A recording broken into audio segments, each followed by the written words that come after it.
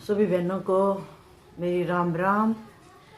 आज की कथा का प्रसंग है एक धर्मात्मा राजा का। आप सभी बहनों को प्रेम भरा नमस्कार, प्रेम भरी राम राम। एक धर्मात्मा राजा था जो प्रजा को पुत्रवत स्नेह करते हुए शासन करता था। वह संसार से उब गया था।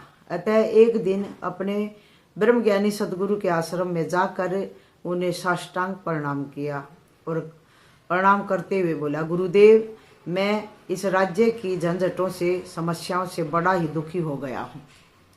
अपने गुरु के पास जाके कह रहा है, भगवान, इस राज्य से को संभालते संभालते मैं बहुत दुखी हो गया हूँ।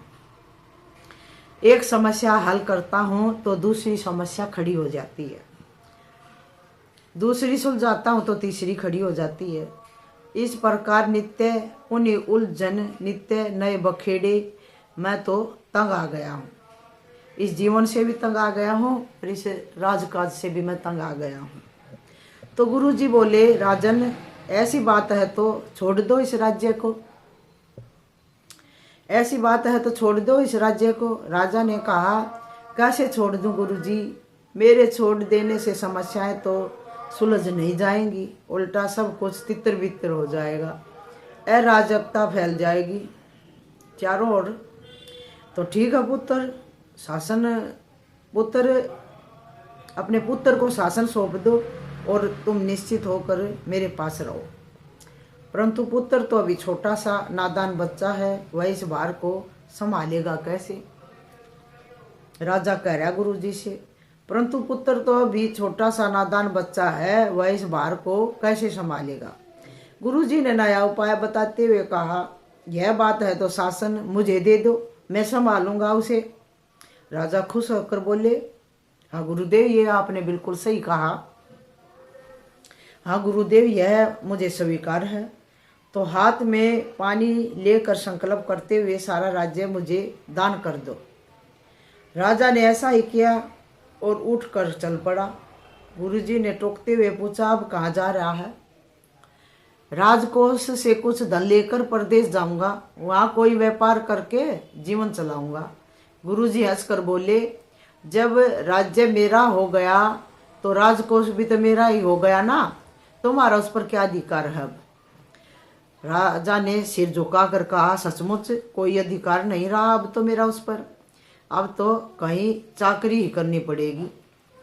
गुरुजी बोले, चाकरी ही करनी है तो मेरी ही कर ले, इतना बड़ा राज्य है मेरे पास, इसे चलाने के लिए किसी न किसी को तो मुझे रखना ही पड़ेगा।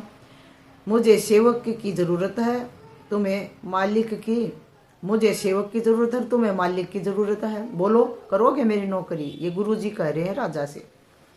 राजा ने खुशी से कहा, हाँ गुरुदेव, करूँगा। गुरुजी ने आदेश दिया, तो जाओ, आज से मेरा सेवक बन के राजकाज करो। देखो, वहाँ तुम्हारा अपना कुछ भी नहीं है, भला हो या बुरा हो, हानि हो या लाभ हो, सब मेरा होगा, तुम्हें केवल वेतन मिलेगा। राजा ने स्वीकार किया, लौटकर शासन करने लगा। 1 मास के बाद गुरुजी ने आकर पूछा, क्यों भाई, राजकाज निपटा कर थक तो नहीं जाते हो? अब भी दुखी रहते हो क्या? जीवन सरल चल रहा है या संकट में लगता है? राजा मुस्कुराते हुए बोला, गुरुदेव, मैं तो सेवक हूँ, पूरी लगन और परिश्रम से राज सेवा करता हूँ और सुख की नींद सोता हूँ। यह है वह साधना जिसे अपना लिया जाए तो कर्म करता हुआ भी मनुष्य उस कर्म में लिप्त नहीं होता। स्वयं का स्वामी नहीं, ईश्वर का ब्रह्मज्ञानी गुरु का सेवक समझो। यह सब ठाठ बाट तुम्हारा तो है नहीं, तुम में मेरी की अहंता ममता करके क्यों फंस रहे हो? तुम्हारे पास जो है वह सब, यहाँ तक कि तुम्हारा शरीर भी परमात्मा का दिया हुआ है। तुम इन सब का सदुपयोग किया करो और परमात्मा की प्राप्ति के उद्देश्य से उसी की सेवा के लिए किया करो। यही भाव अपने मन में बना कर रखो।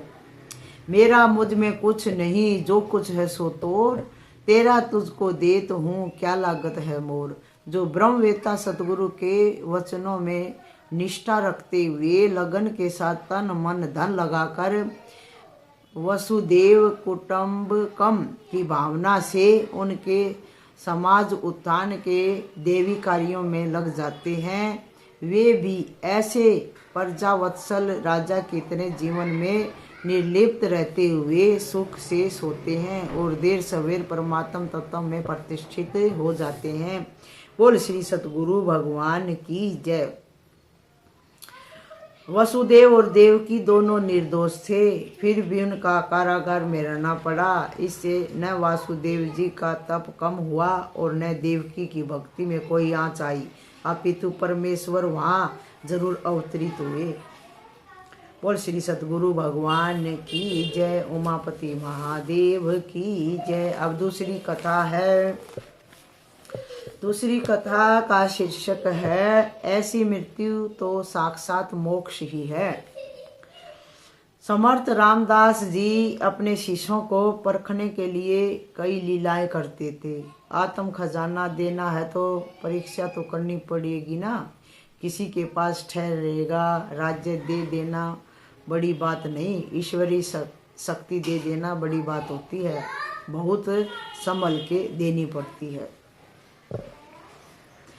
शिष्य अंबादास की तत्परता व गुरु निष्ठा से प्रसन्न होकर समर्थ ने उनका नाम कल्याण रखा था। गुरु जी का उसके प्रति प्रेम देखकर दूसरे शिष्य ईर्ष्या करते थे। एक रात को समर्थ ने पान के पत्तों को एक डिब्बे में छिपा दिया। मध्य रात्रि थी। चेलों को जगाया, उठो उठो, मेरे को पान बीड़ा खाना है। चेलों ने कहा, हाँ, आज हमको भी गुरुजी ने अपना माना है, अपनी निजी सेवा दी है, हम भाग्यशाली हैं। वे पान बेड़ा बनाने के लिए सब सामग्री कूटने काटने लगे। एक चेले ने कहा, गुरुजी अन्य सामग्री तो तैयार हो गई, परंतु पान तो है ही नहीं। समर्थ ने कहा, पान नहीं है तो क्या है, जंगल है, जंगल तो है ना, मेरे को पान खाना है, अभी जाओ और लेकर आओ। गुरुजी अब यह अंधेरी रात है, सुबह अपनी इच्छा पूरी, आपकी इच्छा पूरी कर देंगे, सुबह तो सब जाएंगे, अभी हमारे चेले हमारे को एक पान नहीं खिला सकते। गुरुजी ने कहा, गुरुजी अभी तो मध्य रात्रि है, बस एक पहर के बाद हम आपके लिए पान ले आएंगे। अच्छा, कल्याण कहाँ है? समर्थ ने आवाज़ लगाई, कल्याण कल्याण कल्याण बेटा आप कहाँ हो? कल्याण जी ने कहा, गुरुजी बोलो, क्या आदेश है? मुझे पान खाना है। कल्याण पान लाने चल पड़ा। सब ने कहा, कल्याण गुरुजी को तो बता दे कि पान अभी कहाँ लेने जाएगा, मसाला तैयार है, सुबह होते ही पान खिला देंगे। कल्याण बोला, गुरुजी अभी मांग रहे हैं और सुबह होने की प्रतीक्षा करें। नहीं, मैं नहीं कर सकता, मैं अपने गुरु की आज्ञा को नहीं टाल सकता, मैं तो चला। तू अपनी जिंदगी का तो ख्याल कर, इतना बड़ा जंगल है, वहाँ हिंसक प्राणी होंगे, सांप काट सकता है, शेर मार सकता है, बैठ जा। हम लोग सब एक तरफ है, तू काहे को ज़्यादा होशियार दिखलाता है अपने आप को। तुम्हारी सीख मेरे को नहीं चाहिए, तुम्हारा ज्ञान तुम्हारे पास रखो। कल्याण तो गया। समर्थ अपनी कुटिया में थे। अचानक चीख सुनाई दी। समर्थ उठ खड़े हुए कि यह चीख कल्याण की है। देखा कि चेले क्या कर रहे हैं। वे आपस में बात कर रहे थे कि देखो, इतने त्यागी तपस्वी भगवान के दर्शन करने वाले, फिर भी गुरु जी के मन से अपने अभी पान खाने का स्वाद नहीं गया है। देखो माया कैसी है, अभी मध्य रात्रि को पान पाएंगे और वह कल्याण गया मरने को, मध्य रात्रि में पान लाएगा कि मरेगा। इतने में गुरुजी बोले, क्या गपशप लगा रहे हो? कल्याण तो किसी हिंसक प्राणी ने काटा या मारा है, वह चीखा है, चलो मसाल लेके। चलते चलते जहाँ से चीख आई थी वहाँ पहुँचे। देखा कि कल्याण जमीन पर पड़ा है और एक सांप फन चढ़ाए हुए बैठा है। समर्थ कुपित होकर बोले, सर्प देवता देखो, हम शांत स्वभाव के हैं, किसी को कष्ट नहीं देने वाले हैं। लोग इधर जो रहते हैं वो किसी को कष्ट नहीं देते हैं। तुम उपद्रव करने वाले इधर कैसे रहते हो? या तो पदर छोड़ दो या यह इलाका छोड़ दो। समर्थ ने सांप से कहा। सांप समर्थ के सामर्थ्य भरे संकल्प के प्रभाव से उस सांप ने सिर झुकाया और समर्थ की 3 परिक्रमा करके चला गया। पास में ही एक भैरव देव थे, उनसे कहकर समर्थ ने विष उतरवाया। कल्याण तो जिंदा हो गया, परंतु समर्थ ने देखा कि दूसरे शिष्यों को अब भी ईर्ष्या द्वेष है। एक दिन प्रभात को समर्थ ने अपने बाल खोल दिए और ललाट पर कुमकुम लगा लिया, उग्र रूप धारण कर लिया। म्यान से तलवार निकाल कर कुटिया से बाहर आई। शिष्य बोले, अरे गुरुजी समर्थ खबरदार, कोई इधर नहीं आएगा, टुकड़े टुकड़े कर दूंगा। शिष्य कानाफूसी करने लगे कि अरे गुरुजी को क्या हुआ है। ऐसा भयंकर रूप देख के सब सोचने लगे कि अपन तो घर जाएंगे, अब इसका दिमाग ऐसा हो गया है, ये पता नहीं क्या करेगा। इतने में कल्याण को पता चला कि गुरुजी आज जल्दी जग गए। कल्याण दौड़ता दौड़ता आया। कल्याण को भी समर्थ ने बोला, एक कदम भी आगे नहीं आना, काट डालूंगा, टुकड़े टुकड़े कर दूंगा। कल्याण हिम्मत से गया। सोचा कि टुकड़े भी करेगी तो मेरी गुरु माउली टुकड़े करेगी ना। मराठी में माँ को माउली बोलते हैं। समर्थ ने कल्याण के बाल कस के पकड़े और गर्जना की, क्यों आया है यहाँ पे, और पछाड़ दिया। बाकी के शिष्य जो देख रहे थे वे भाग गए। तलवार लेके बस गर्दन पर मारनी थी। कल्याण ने हाथ जोड़े और कहा, गुरुजी ऐसी जोर से मारो कि एक ही झटके में धड़ अलग और सिर अलग हो जाए। बोला नहीं। गुरुजी बोले, नहीं, एक झटके में नहीं मारूंगा, मैं तो टुकड़े टुकड़े करूंगा तेरे। रोज थोड़ा थोड़ा काट काट कर 8 दिन में तेरे को मारूंगा। आपकी मर्जी पूर्ण हो गुरु माउली। तू मर जाएगा, मेरे आगे क्यों आया, मेरी आज्ञा का उल्लंघन क्यों किया। मरने का डर नहीं लगता, अभी काटता हूँ। गुरु मावली के हाथ से मृत्यु मिल जाए, ये कल्याण जी कह रहे हैं। गुरु मावली के हाथ से मृत्यु मिल जाए, इससे पवित्र बात और क्या होगी। गुरु सेवा करते हुए गुरुदेव के हाथ से आई हुई मृत्यु, यह तो साक्षात मोक्ष ही है। वह शांत हो गया। कल्याण की ऐसी गुरुनिष्ठा देखकर समर्थ का हृदय झलका। उठा के गले से लगा लिया और बोला, जो मरता है वह शरीर तू नहीं है, जो सुखी दुखी होता है वह मन तू नहीं है,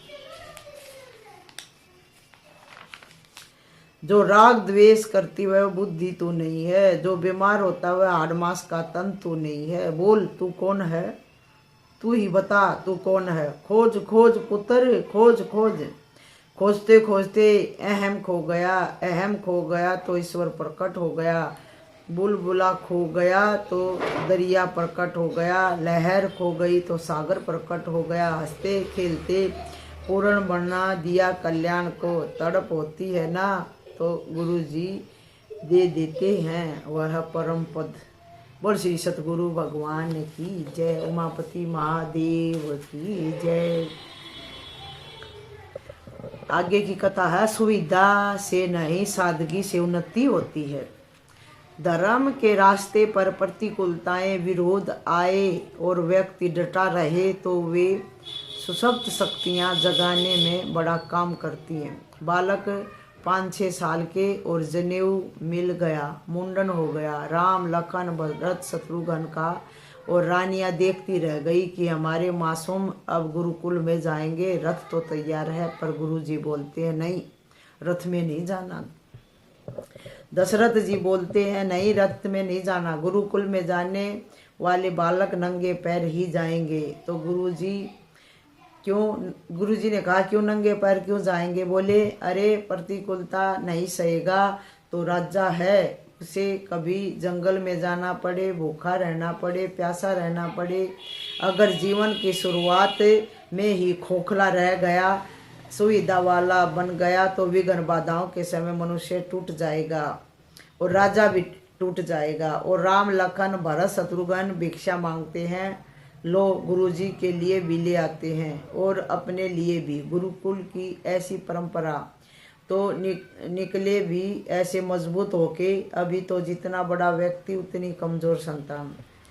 अब राम लक्ष्मण तो गए थे भाई गुरुकुल में पढ़ने के लिए, वशिष्ठ जी गुरु जी के साथ, और ऐसा मजबूत बना के भेजा जो कोई सारी पृथ्वी कांपती थी, सारी पृथ्वी के राजा कांपते थे राम जी से डर के।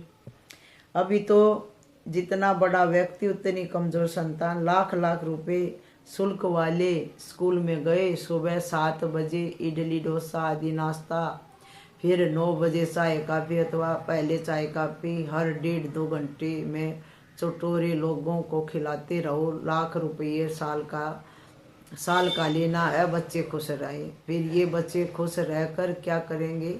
आगे चल के खोखले हो जाएंगे, विलासी हो जाएंगे, भ्रष्टाचारी हो जाएंगे, शोषक हो जाएंगे।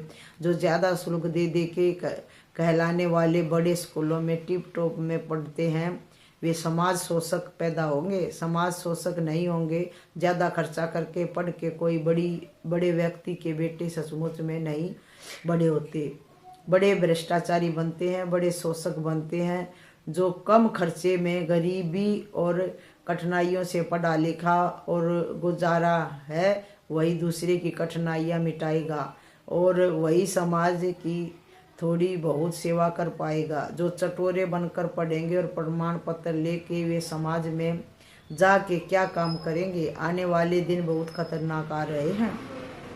बड़े लोगों के बेटे इतने खोखले बनते जा रहे हैं कि उनसे आने वाला समाज अधिक शोषित हो जाएगा और वे बड़े लोग भी प्रकृति के ऐसे वैसे उतार चढ़ाव में बेचारे रगड़े जाएंगे। यह युग बड़ा तेजी से परिवर्तन लाएगा। बोल सतगुरु भगवान की जय। भगवान उसी पर खुश होते हैं जो माता पिता को देव समान मानते हैं। सर्व तीर्थमयी माता, सर्व तीर्थमय पिता। और गुरु में ब्रह्मा जी को देखते हैं, गुरु में विष्णु जी को देखते हैं, गुरु में शिव जी को देखते हैं तथा शिव जी को गुरु में देखते हैं। ऐसा जो गुरु ब्रह्मा, गुरु विष्णु, गुरुदेव महेश्वर, गुरु साक्षात परब्रह्म तस्मै श्री गुरुवे नमः। ध्यान मूलम गुरु मूर्ति, पूजा मूलम गुरु पदम, मंत्र मूलम गुरु वाक्यम, मोक्ष मूलम गुरु कृपा। ऐसा जो जानता है उस पर भगवान और गुरु जो कि एक ही आत्मा है किंतु दो दिखते हैं। गुरु ज्ञान के देवता हैं एवं भगवान प्रेम के देवता हैं। अतः दोनों की प्रसन्नता से गुरु का ज्ञान और भगवान का प्रेम एक साथ जब जीवन में आता है तो जीवन भगवान के लिए उपयोगी, समाज के लिए उपयोगी और अपने लिए भी उपयोगी हो जाता है। रूठा मित्र मना सकते हो, गया स्वास्थ्य फिर पा सकते हो, पैसा फिर से कमा सकते हो, टूटा मकान तो फिर बना सकते हो, छूटी गाड़ी तो दूसरी में जा सकते हो, लेकिन गया समय फिर से नहीं मिलता है। अब चाहे जहाँ लगा सकते हो, सतगुरु की आज्ञा में चलकर परमात्मा को पा सकते हो। बोल श्री सतगुरु भगवान की जय। मोक्ष के 4 द्वारपालों से मित्र भावना करो। जब उनसे मित्र भाव होगा तब वे मोक्ष द्वार में पहुंचा देंगे आपको और तुमको आत्म दर्शन, आत्म अनुभव होगा। उनके नाम है सम, संतोष, विचार एवं सत्संग। संतोष परम लाभ है, विचार परम ज्ञान है, सम यानी मन को रोकने को सम कहते हैं, परम सुख है। सम परम सुख है और सत्संग परम गति है। ये 4 चीजें जो अपना लोगे तो तुम्हें मोक्ष निश्चय ही प्राप्त होगा। और श्री सतगुरु भगवान की जय। पुरुषार्थी पुरु, एक पुरु था, वो बहुत ही पुरुषार्थी विद्यार्थी बना। पुरुषार्थ करना चाहिए इस लोक में सफल होने के लिए और आत्मा परमात्मा को पाने में सफल होने के लिए भी पुरुषार्थ चाहिए। पुरु नाम का एक लड़का बेचारा महाविद्यालय पढ़ने के लिए देख रहा था। 16 वर्ष की उम्र हुई और एकाएक उसके पिता को हृदय आघात हो गया, वे मर गए। बेटे और माँ पर दुखों का पहाड़ आ पड़ा। पुरु को एक भाई और एक बहन थी। बड़ा दुख आ गया पुरु सोचने लगा, अब कौन कमाएगा, घर का खर्चा कैसे चलेगा, 12वीं भी अभी मेरी पूरी नहीं हुई है, नौकरी तो मिलेगी नहीं, अभी क्या करूं। पुरु की माँ सत्संगी थी, पति की अंत्येष्टि करवाई। लोग बोलते, तुम अब कैसे जियोगे, क्या खाओगे।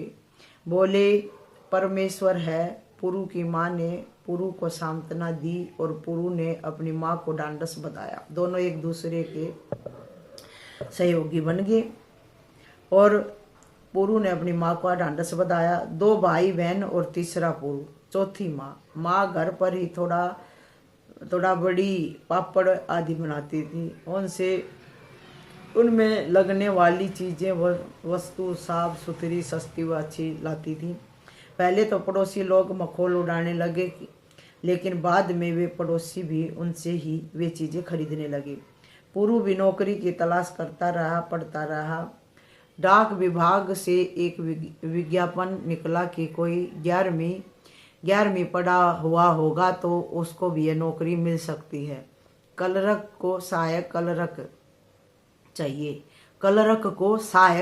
चाहिए। पुरु ने उसे नौकरी हेतु प्रपत्र या फॉर्म भर दिया और घर बैठे पढ़कर बीए करने का निश्चय किया। साक्षात्कार हुआ, नौकरी मिली।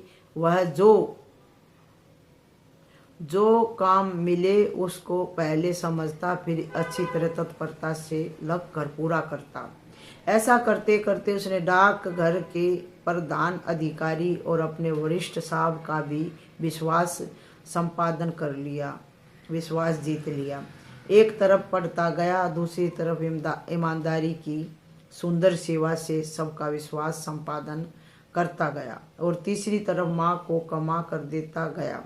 समय बीतता गया, स्नातक हुआ और आगे चल के डाकघर का प्रधान अधिकारी हो गया। फिर उससे भी आगे की पदोन्नति हुई। लोगों ने कहा कि पुरु तो एक साधारण विधवा का बेटा और इतना आगे निकल गया। पुरु ने कहा, भगवान ने आगे बढ़ने के लिए धरती पर जन्म दिया, लेकिन कमा कर आगे बढ़ गए तो कोई बड़ी बात नहीं है। इस कमाई का सदुपयोग करके सत्य स्वरूप परमात्मा को पाने में भी आगे बढ़ने के लिए मनुष्य जन्म मिला है। ये पुरु, तुम पोस्ट ऑफिस विभाग के एक श्रेष्ठ अधिकारी ही नहीं बल्कि एक श्रेष्ठ नागरिक भी हो।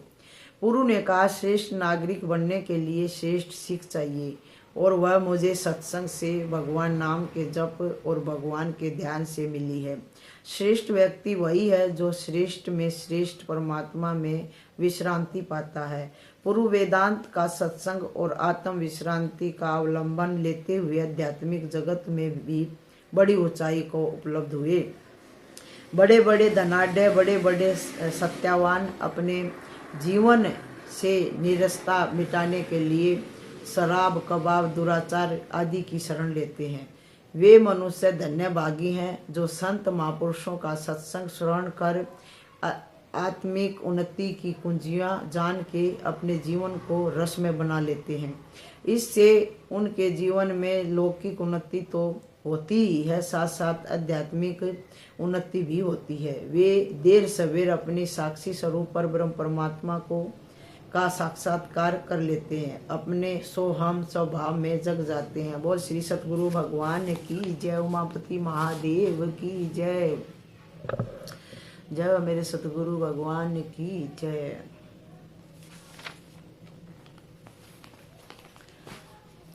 श्री राम जय जय